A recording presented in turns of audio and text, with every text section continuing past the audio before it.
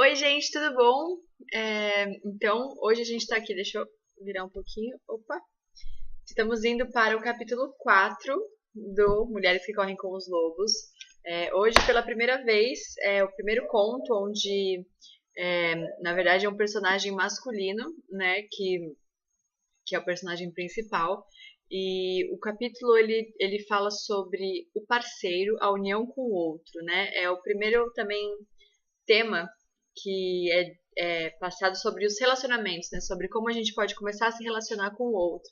Então, é, é a história do Manauí, né? Manauí ou Manauê, não sei como é que se fala direito, mas é uma história do homem selvagem, né? Que está buscando e que está procurando, né, uma mulher, a mulher selvagem. Então é uma história de busca, né? Da busca pela mulher selvagem.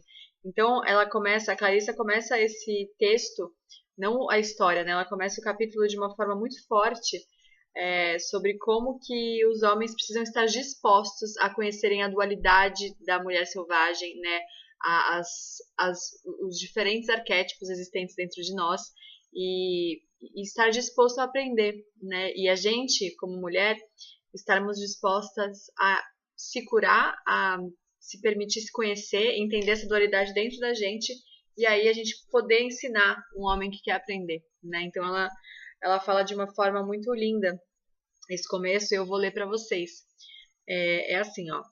Se as mulheres querem que os homens as conheçam, que eles realmente as conheçam, elas têm de lhe ensinar algo do seu conhecimento profundo. Algumas mulheres dizem que estão cansadas, que já se esforçaram demais nessa área. Sugiro humildemente que elas estiveram tentando ensinar um homem sem vontade de aprender. A maioria dos homens quer saber, quer aprender. Quando os homens demonstram essa disposição, é hora de fazer revelações. Não apenas a esmo, mas porque mais uma alma perguntou. Vocês verão que é assim. Seguem-se, portanto, alguns dos pontos que irão tornar mais fácil para um homem compreender para que ele venha na direção da mulher. É uma linguagem, a nossa linguagem. Não há dúvida quanto ao fato de o homem selvagem procurar sua noiva nas profundezas da terra. Em lendas comuns entre os celtas existem os famosos casais de deuses selvagens que se amam mutuamente. Aí ela fala um pouquinho, né, sobre isso e que não há ninguém que a mulher selvagem ame mais do que um parceiro que seja seu igual, né, um parceiro que está ali para aprender, para compartilhar, né, sem querer essa coisa do patriarcado que nos foi imposto, né?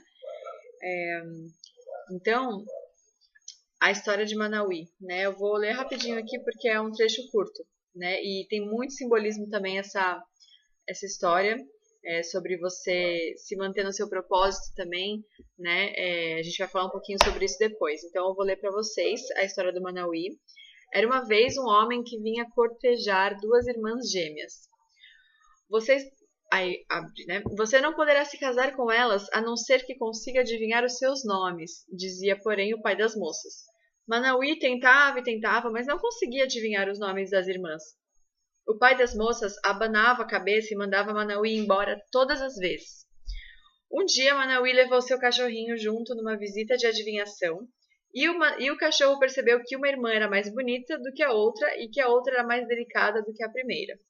Embora nenhuma das duas irmãs possuíssem todas as virtudes, o cachorrinho gostou muito delas porque elas lhe deram petiscos e sorriram olhando fundo nos seus olhos. Também naquele dia, Manauí não conseguiu adivinhar os nomes das jovens e voltou irritadíssimo para casa. O cachorrinho, porém, voltou correndo para a choupana das irmãs. Ali ele enfiou a orelha por baixo de uma das paredes laterais e ouviu as moças dando risinhos e falando sobre como Manauí era bonito e másculo. Enquanto falavam, as irmãs se chamavam mutuamente pelo nome, e o cachorrinho, tendo ouvido, voltou correndo com a maior velocidade possível para seu dono para lhe passar a informação.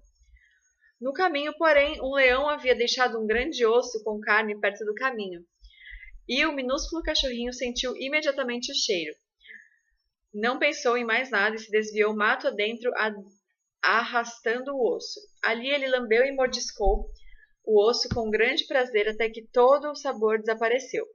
Ah, o pequeno cãozinho de repente se lembrou da tarefa esquecida, mas infelizmente ele também havia esquecido o nome das moças. Por isso, ele correu de volta à choupana das gêmeas e dessa vez já era de noite e as jovens estavam passando óleo nos braços e pernas uma da outra e se arrumando como se fossem para uma festa.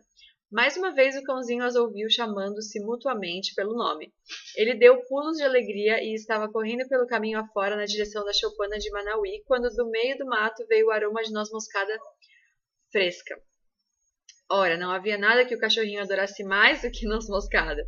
Por isso ele se desviou um pouco do caminho e correu para o lugar onde uma bela torta de laranjas estava esfriando em cima de uma tora. Bem, logo a torta já não existia mais e o cachorrinho tinha um adorável hálito de noz moscada. Enquanto trotava de volta para casa com a pança cheia, tentou pensar nos nomes das moças, mas, mais uma vez, os havia esquecido. Finalmente o cachorrinho tornou a voltar correndo até a choupana das irmãs e dessa vez as irmãs estavam se preparando para se casar. Ah, não, pensou o cachorrinho, quase não tenho mais tempo. E quando as irmãs se chamaram pelo nome, ele guardou os nomes na mente e saiu em disparada com a determinação resoluta e absoluta de que nada iria impedi-lo de transmitir os preciosos nomes a Manauí imediatamente. O cãozinho vislumbrou caça pequena recém-morta no caminho, mas a ignorou e saltou por cima. Por um instante pareceu-lhe sentir o aroma de noz moscada no ar, mas ele o ignorou e preferiu continuar correndo na direção da sua casa e do seu dono. No entanto, ele não contava com a possibilidade de um estranho de negro saltar do mato, agarrá-lo pelo pescoço, sacudi-lo ao ponto de seu rabo quase cair. Pois foi o que aconteceu. Diga-me aqueles nomes, diga-me os nomes das moças para que eu as possa conquistar, gritava o estranho o tempo todo. O cãozinho achou que ia desmaiar com aquele punho lhe apertando o pescoço, mas lutou com bravura. Ele rosnou, arranhou, esperneou e afinal mordeu o estranho entre os dedos. Os dentes do animal picavam como vespas. O estranho berrava como um búfalo indiano, mas o cãozinho não o soltava. O estranho correu pelo mato adentro, com o cãozinho pendurado numa das mãos. Solte-me, cãozinho, e eu o soltarei, implorou o estranho de negro. Não me volte por aqui, rosnou entre os dentes o cãozinho, ou não verá mais a luz do dia. E assim o estranho fugiu pelo mato, gemendo enquanto corria. O cachorrinho prosseguiu meio mancando, meio correndo pelo caminho até encontrar Manauí. Muito embora seu pelo estivesse sujo de sangue e suas mandíbulas doessem, os nomes das jovens estavam bem nítidos na sua mente, e ele se aproximou de Manauí, claudicante,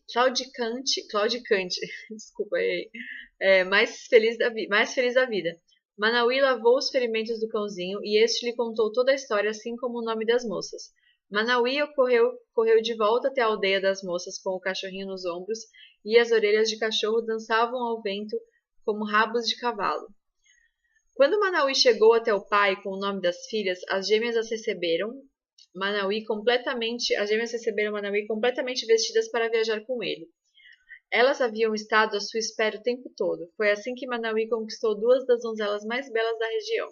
E todos os quatro, as irmãs, Manauí e o cãozinho, viveram juntos em paz por muito tempo. Então, a primeira coisa que a Clarissa pontua, né, que é a dualidade, a natureza dual das mulheres. Então, ela fala que como nos contos folclóricos ou como nos sonhos, a gente pode interpretar essas histórias de forma subjetiva, né? Subjetiva ou objetiva. Então, aqui nesse caso, a história ela decifra o seguinte, que para conquistar o coração de uma mulher selvagem, o parceiro que está com essa mulher deve entender profundamente a tua dualidade natural, né? Então, embora que em termos etnológicos, encarar as duas mulheres na história como noivas pode ser numa cultura poligâmica, aqui a gente está entrando na perspectiva arquétipa, né?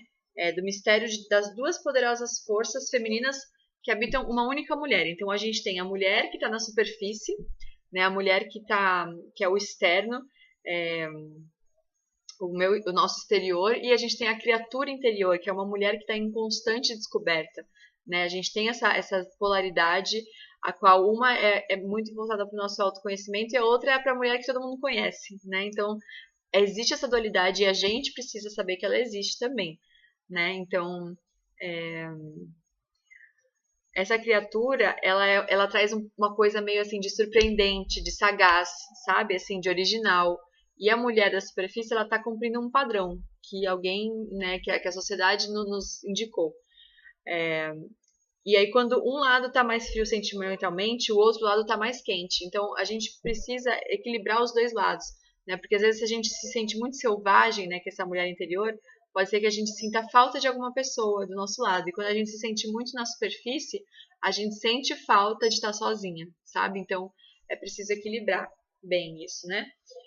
Porque muitas vezes um lado fica muito feliz e o outro fica esquecido. Aí a gente fica naquela coisa do tipo assim, tá faltando alguma coisa aqui, sabe? Então não sei bem o que é.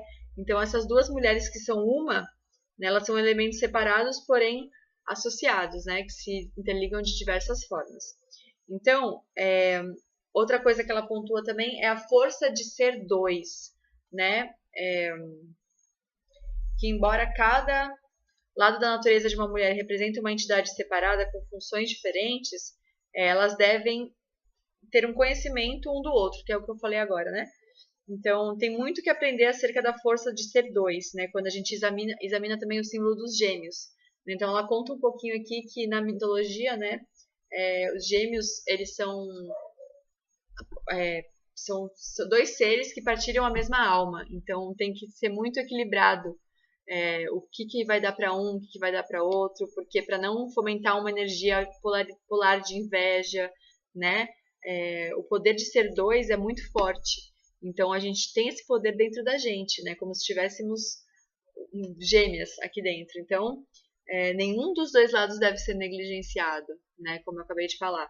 Então a mulher selvagem ela tem que ter o teu espaço, assim como a mulher da superfície também, né? Então não é que você tem que, como a gente começou a falar lá no primeiro ponto, né? Não é para você largar sua vida e sair correndo pelo mato nua, né?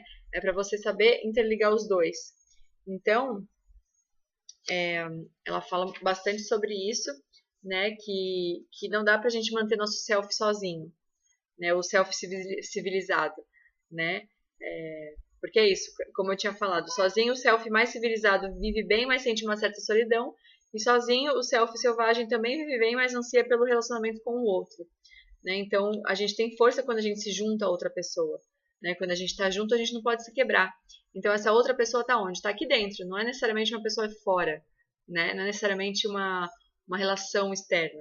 Então o lado, essa história também ela pode ser interpretada como um relato sobre a dualidade masculina, assim como sobre a feminina. Né? O homem manauí ele tem a própria natureza dual, que é o lado humano, né? E é o lado cachorro, que é o lado farejador, da intuição. Então, a natureza humana ela é simpática, é carinhosa, mas não basta para ele ter sucesso.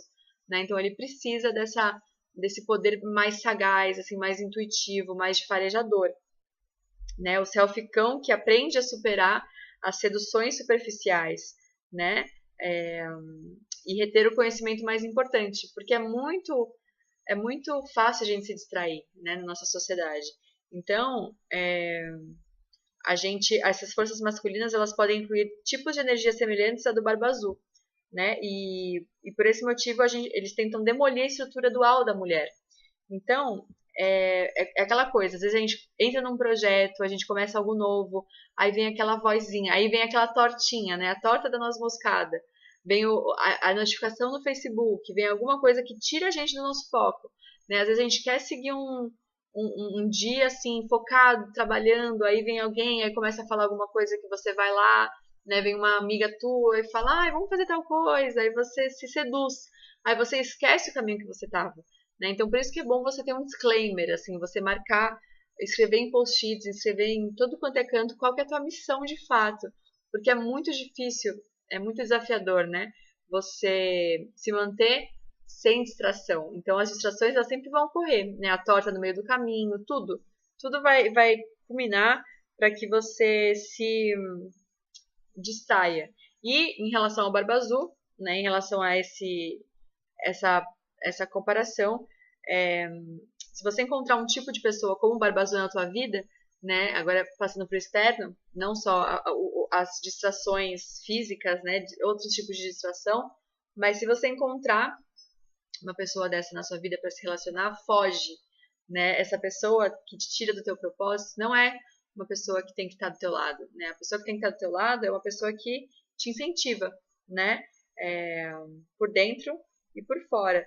Então, você tem que achar alguém, se vibrar na frequência de que você encontre uma pessoa né, que tem essa intensa devoção pela ideia do ser dois, né, não só ser uma pessoa. Então, Manauí, ele quer essa combinação, né, ele quer tocar essa combinação misteriosa e onipresente da vida da alma da mulher, e ele dispõe de uma soberania própria. Então, ele é um homem natural ligado ao selvagem, então ele tem uma sintonia com a mulher selvagem e se atrai por ela, né? Então, entre aquela tribo, vou ler aqui, entre aquela tribo de homens amontoados na psique da mulher, cujos membros são chamados pelos junguianos de ânimos, né? Aquela energia yang, energia para frente, também existe uma atitude semelhante à de Manauí, que procura e reivindica a dualidade da mulher, né? Que a considera valiosa, desejável, atraente. Então ele não nega isso, né? Não vai negar essa dualidade da mulher.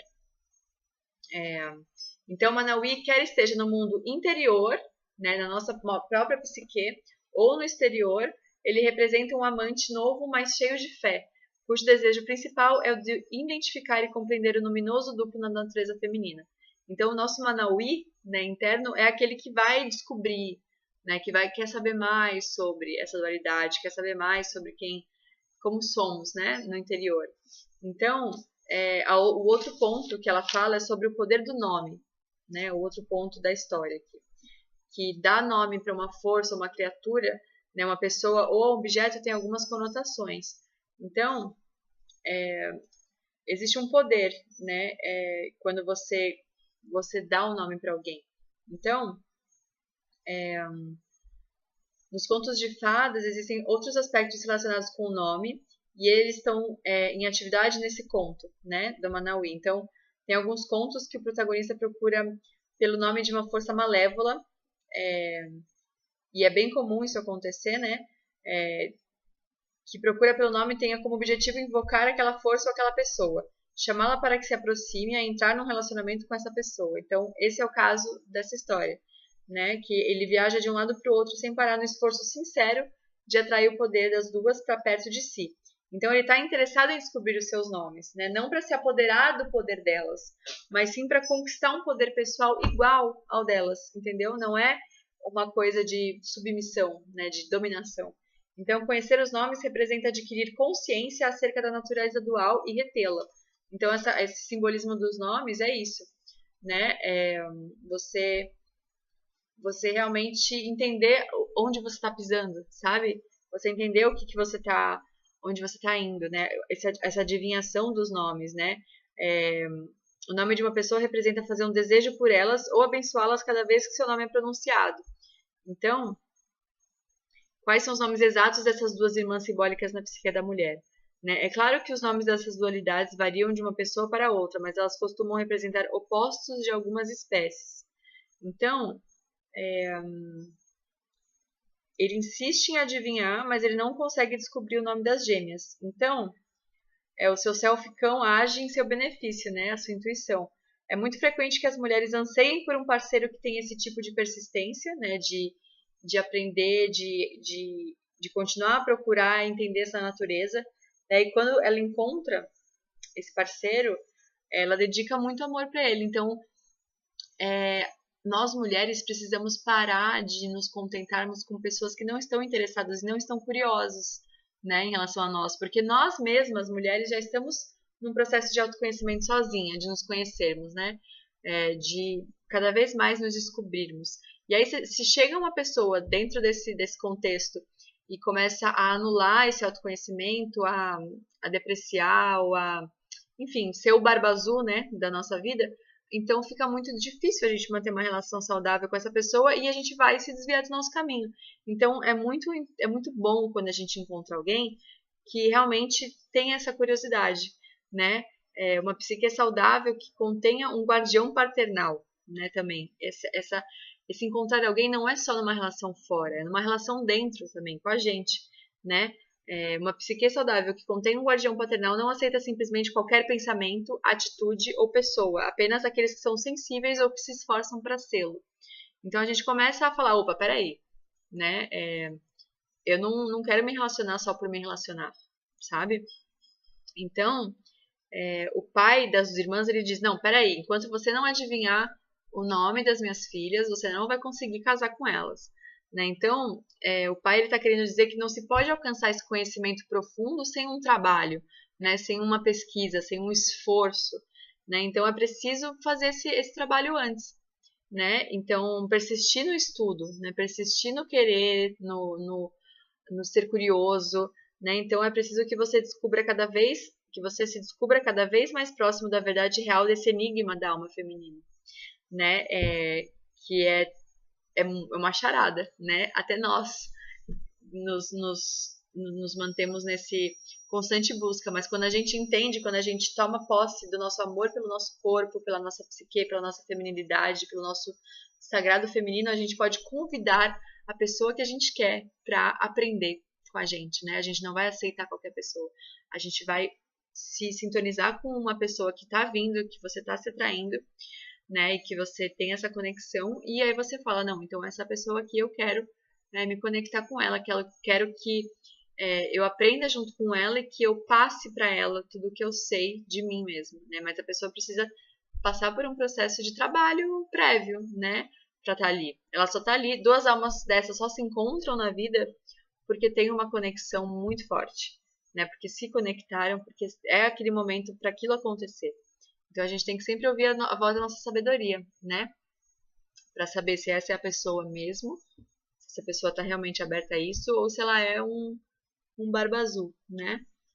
E, bom, aí a outra parte, né, mais uma fase da história é a natureza tenaz do cachorro, né? Então o cãozinho da história demonstra exatamente como funciona a tenacidade psíquica. Os cães são os mágicos do universo, né? Eles têm a presença de transformar mau humor em bom humor, eles vêm para servir só com amor, e ele é todo lado da natureza dualista do homem, né? Então, os cães, eles representam aquele que ama do fundo do coração, né? Com espontaneidade, com perseverança, que perdoa sem esforço. Então, a natureza do cão fornece umas pistas de como um pretendente irá conquistar o coração das duas irmãs, né? E da mulher selvagem. Então, Manauá não adivinha os nomes mais uma vez e volta para casa, né? Mas o cachorrinho volta para a choupana das moças e presta atenção até ouvir os nomes. Então, no mundo dos arquétipos, a natureza do cão ela é psicopômpica, que é a de um mensageiro entre o mundo exterior e o mundo das trevas, né? Mas também é citone, estou relendo aqui porque eu não sei pronunciar, cetoniana, aquela que provém das regiões mais escuras e mais remotas da psique. Então, o cão ele se assemelha a um lobo, né? Ele está farejando, assim, só que ele é só um pouquinho mais civilizado, né? Então, ele vai na sua função psicopômpica, né? De ser a psique instintiva. Então, ele ouve e vê de modo diferente do ser humano, né? Ele se transporta a níveis em que o ego sozinho jamais conseguiria, né? Conseguiria pensar ou estar ou acessar, né? Então, ele ouve palavras e instruções que o ego não consegue acessar, né? E ele segue o que ouve. Então, é o coração da gente, né? É o coração, a mulher selvagem, o cãozinho, tudo isso é a intuição, a boneca, né, a vassalissa do último capítulo. É tudo como se fosse a sua intuição mesmo, né? Então, o cão ouve fora dessa frequência humana, né? Então, esse aspecto mediúnico da psique instintiva capta pela intuição a atividade profunda, a música profunda e os profundos mistérios da psique feminina. Então, é essa natureza que tem a capacidade de compreender a natureza selvagem das mulheres. Então, ou seja, né, se você conseguir encontrar uma pessoa na tua vida que seja intuitivo, que tenha sensibilidade, que saiba dissolver esse ego um pouquinho, né, que, enfim, que seja humilde o suficiente para entender que é um universo, né, a ser explorado por nós. Então, esse é o tipo de relação que a gente tem que buscar, sabe? Não qualquer uma. Só porque a gente está ali, porque falaram que é aquilo que tem que ser, né? E aí, outra parte da história, né, que é em relação aos apetites, né, os prazeres da vida aí que aparecem no caminho, que no budismo eles chamam de samsara, né? Samsara é quando você está num caminho espiritual e aí você... Samsara é a vida, é isso aqui, Matrix, né? E aí você tem que entender como você faz para se manter no seu caminho espiritual, né? Sem se deixar a luz de brilhar pelos prazeres da vida. Então, o que ela está falando aqui, né? Não é por acaso que homens e mulheres se esforçam para descobrir o lado mais profundo da sua natureza e, no entanto, têm a sua atenção desviada. Né? A gente sabe que esse caminho do autoconhecimento é desafiador. A gente vive numa sociedade, né, que nos incentiva a consumir, a assistir séries, a ficar, sabe, num estado completamente dormente, né? Seja com entretenimento, ou com alimento, ou com lazer, ou com tudo. A gente não sabe equilibrar, né? A gente vai sempre na extremidade. Então, algumas dessas coisas faz com que a gente se torne independente, né? Por exemplo, sexo, comida, bebida, né? Redes sociais. Então, tudo isso é distração para que a gente saia do nosso propósito, né? Então, o cãozinho, ele a princípio também é distraído pelo seu apetite. E os apetites são muitas vezes foragidos, pequenos e encantadores, ladrões dedicados ao roubo do tempo e da libido. Né? A diversão, a palavra diversão, ela vem do latim de distrair, né? Distração. Ela tem essa conotação. Então, a diversão por si só já é uma distração, né? De algo maior que você precisava fazer, que você precisava estar fazendo, né? Então, do seu tempo e da sua libido. E Jung observou que é preciso impor algum controle aos apetites humanos. Senão, iremos parar a cada osso que aparece na estrada, né? A cada mensagem no Facebook, a cada... Enfim, né? Então, quem está nessa busca para realmente buscar entender essa dualidade, a gente pode acabar perdendo a nossa determinação no meio do caminho. Então, por isso que eu falei, anota em tudo quanto é canto, né, o seu objetivo naquele dia, acorda, visualiza, fala, meu dia vai ser assim, eu vou fazer isso, isso, isso, porque isso vai me colocar mais perto do meu objetivo. E foca naquilo, porque senão é muito fácil a gente se perder, né? Então, no caminho de volta ao dono, o cãozinho é distraído por um osso suculento e com isso esquece o nome das jovens. Esse episódio retrata uma ocorrência muito comum no trabalho psique profundo. As distrações dos caprichos atrapalham o processo básico. É basicamente isso que eu estou falando, né? Não se passa um mês em que eu não ouça... Ela falando da história dela, né? Não se passa um mês em que eu não ouça analisando alguma das seguintes queixas. Eu desviei minha atenção do trabalho sério porque entrei numa fase de grande excitação sexual que levou 7 dias para ser controlada. Porque resolvi que esta semana era a época exata para dar uma podadinha em todas as minhas 500 plantas ornamentais. Ou, porque eu entrei em 7 novas iniciativas criativas, adotei o que eu estava fazendo e depois... Adorei o que eu estava fazendo e depois concluí que nenhuma delas realmente ia dar em nada e joguei tudo pro alto. Quem nunca, né? Nós fazemos isso sempre. Então, o osso na estrada está à espera de todas nós, né? Esse osso na estrada está aí. Sempre vai estar. Então, mesmo que a gente já tenha fracassado várias vezes, a gente precisa tentar de novo, até que a gente consiga passar por ela e termine o nosso trabalho principal, né? E chegue ali no Manauí com os nomes, né? Só assim a gente vai conseguir transcender. Então, o trabalho profundo é muito parecido com a excitação sexual, né? Com a gratificação instantânea. Então, ele começa do nada, aí vai se acelerando em platôs, e aí vai atingindo um estágio uniforme e intenso, né? E se os platôs forem interrompidos muito rápido, a gente tem que começar tudo de novo, né? Então, é todo o processo. É tipo voltar várias casas, né, nesse jogo da vida. Então, existe uma tensão de excitação semelhante no trabalho com a camada arquétipica da psique, né? Se essa tensão for interrompida, é preciso que se comece praticamente do nada. Né? É como se aquela coisa de emagrecimento também, né? Porque vou comer certinho a semana inteira. Aí no final de semana, faz o final de semana da besteira, come tudo. Vai engordar de novo, sabe? Seu corpo não está preparado para aquilo. Então, tem muitos ossos na estrada, né? Ossos suculentos, ossos gostosos. Mas de algum modo eles fazem com que a gente sofra uma espécie de amnésia. Parece que a gente esqueceu onde a gente estava. Né? O que eu estava fazendo mesmo? Para onde eu estava indo? Sabe? Então, é um olhar e vigiar o tempo inteiro. Foco, autocomprometimento, né? Tudo isso porque são muitas as distrações, são muitos os ossos, né? Então, são essas seduções perturbadoras que são deliciosas ao seu modo, mas existem elementos na psique de todo mundo que são traiçoeiros, trapaceiros e maravilhosos. Então, esses elementos são os inimigos da conscientização. Então, você estar consciente, né?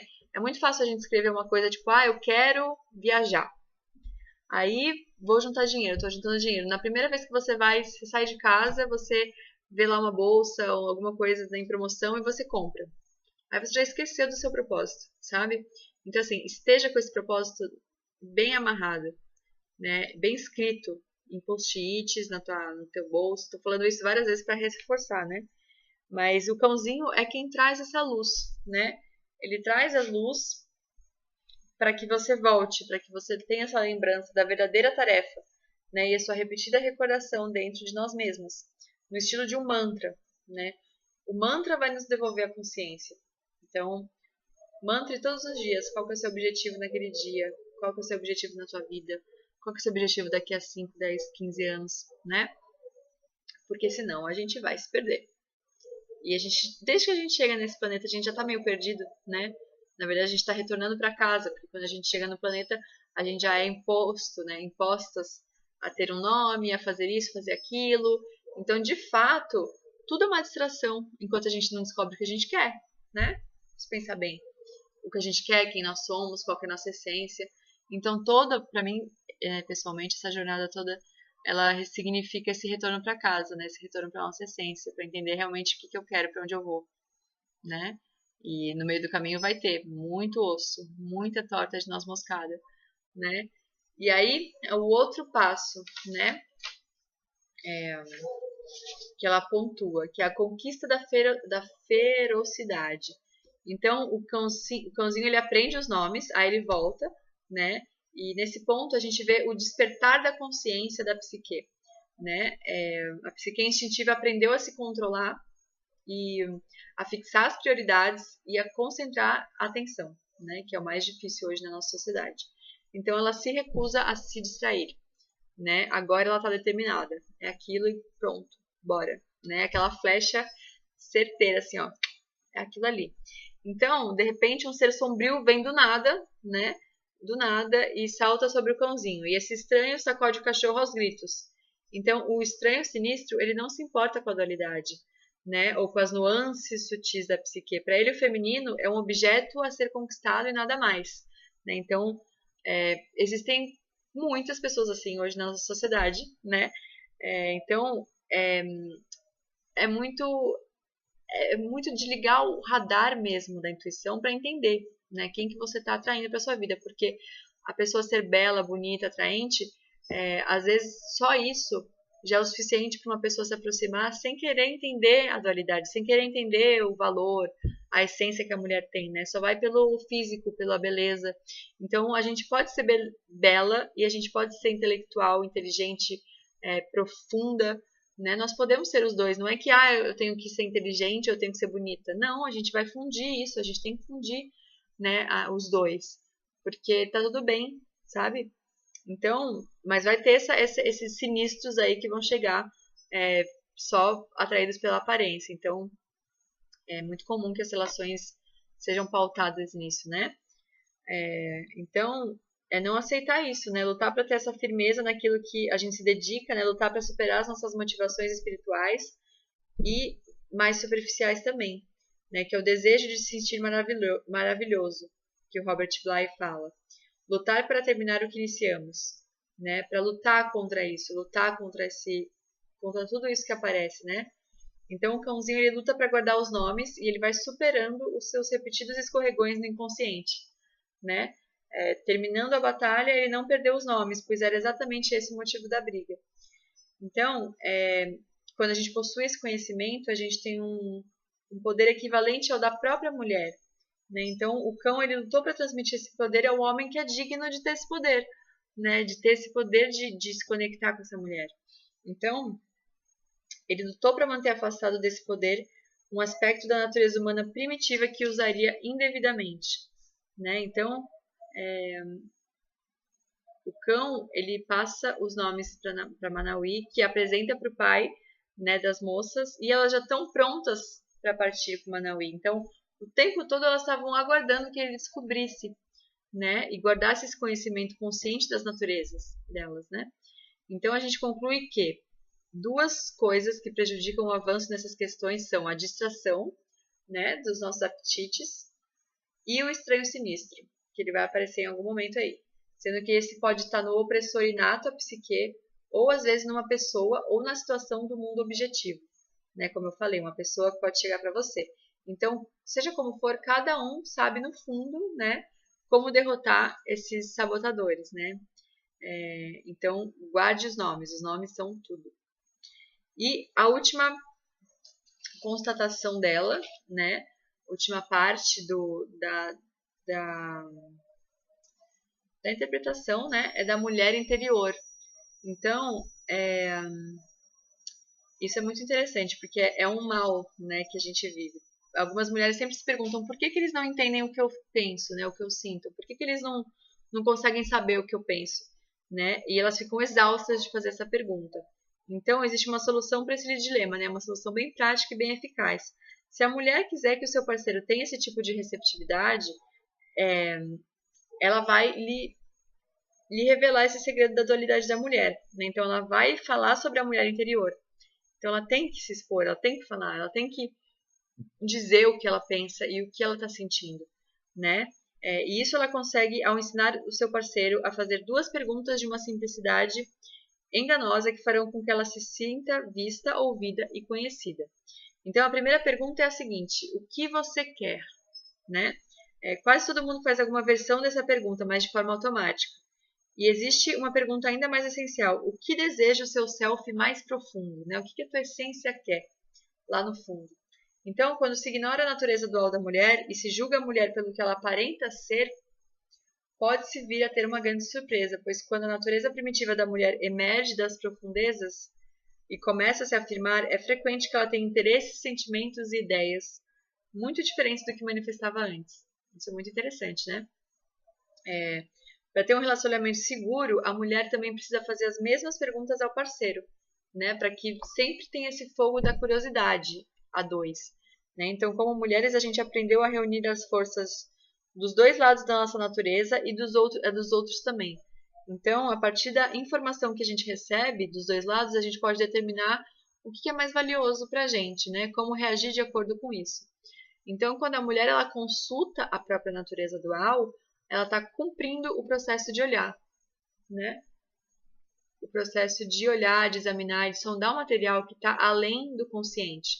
Então, portanto, muitas vezes ela surpreende no teu conteúdo e no teu tratamento, né? E quase sempre é um conteúdo de muito valor. Então, para amar uma mulher, isso é uma parte forte, ó, vou até ler. Para amar uma mulher, o parceiro deve também amar a sua natureza primitiva. Se a mulher aceitar um companheiro que não possa amar ou que não ame esse outro lado, ela sem dúvida acabará arrasada sob algum aspecto e deixada a vagar, cambaleando em desmazelo. Portanto, os homens devem, tanto os homens quanto as mulheres devem identificar as naturezas duais. Isso é fato, né? Então, o amante mais querido, o pai mais valorizado, o amigo ou homem selvagem mais valioso é aquele que deseja aprender. Então, a gente precisa estar em ressonância com os homens que querem aprender. Mulherada, tá na gente a força. Aprender a desestigmatizar o sexual, a performance sexual, o modo de tratar a mulher, a relação, né? Então, a gente precisa ter um companheiro, né? O companheiro certo para a mulher selvagem é aquele que tem uma profunda tenacidade e resistência da alma. Aquele que sabe mandar sua própria natureza instintiva ir espiar por baixo da cabana da alma de uma mulher e compreender o que vir e ouvir por lá. Isso é muito forte, né, gente? É muito forte. Então, portanto, a tarefa... O bom partido é o homem que insiste em voltar para tentar entender. É o que não se deixa dissuadir. Então, aquela pessoa que volta, que insiste, né, que está ali aprendendo todos os dias, que é curioso, né, que passa 10, 12, 20, 30 anos com a pessoa, mas ela continua curiosa a respeito, né, da sua parceira, do seu parceiro. Então, a tarefa primitiva do homem consiste em descobrir os nomes verdadeiros da mulher, não em usar indevidamente esse conhecimento para ganhar controle sobre ela, mas sim para captar e compreender a substância luminosa de que ela é feita, para deixar que ela o inunde, o surpreende, o espante e até mesmo o assuste. E também para ficar com ela, né? Para entoar os seus nomes para ela. E com isso, os olhinhos começam a brilhar, né? E isso é uma relação saudável. É uma relação a dois, né? Esse contato com o outro. Então, para que isso aconteça, a gente precisa se abrir para isso, né? Primeiramente, começar a se conhecer, começar a entender essa dualidade dentro de nós, né? Essa bifurcação aí que acontece dentro da gente. Então, a irmã gêmea, eu vou ler a última parte aqui, né? A força chamada morte, peraí, aqui, ó. Enquanto um lado da natureza dual da mulher pode ser chamada de vida, a irmã gêmea da vida é uma força chamada morte. E a força chamada morte é uma das bifurcações magnéticas do lado selvagem, então deixar morrer para renascer, como a gente já estava vendo, né, no outro capítulo. Se aprendermos a identificar as dualidades, acabaremos dando de cara com a caveira descarnada da natureza da morte. Dizem que só os heróis conseguem suportar essa visão. O homem selvagem, sem dúvida, consegue. A mulher selvagem, sem a menor sombra de dúvida, consegue. Na realidade, eles são inteiramente transformados pela visão. E no próximo capítulo, a gente vai conhecer a mulher esqueleto, que é quando o coração é um caçador solitário. Então, encarando a natureza da vida, morte e vida do amor, a gente vai emendar nessa vida, morte e vida dentro das relações a dois. Tá bom?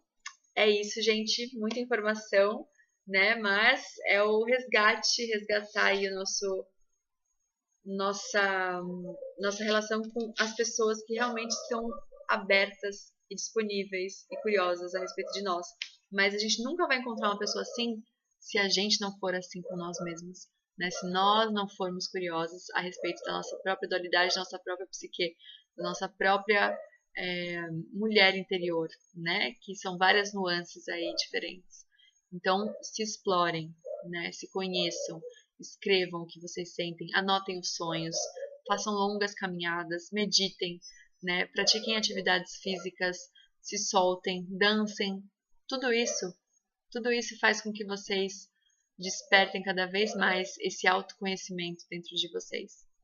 Tá bom, gente? É isso. Então a gente se vê na próxima segunda-feira, capítulo 5, A Caçada. Quando o coração é um caçador solitário. Tá bom? Beijo!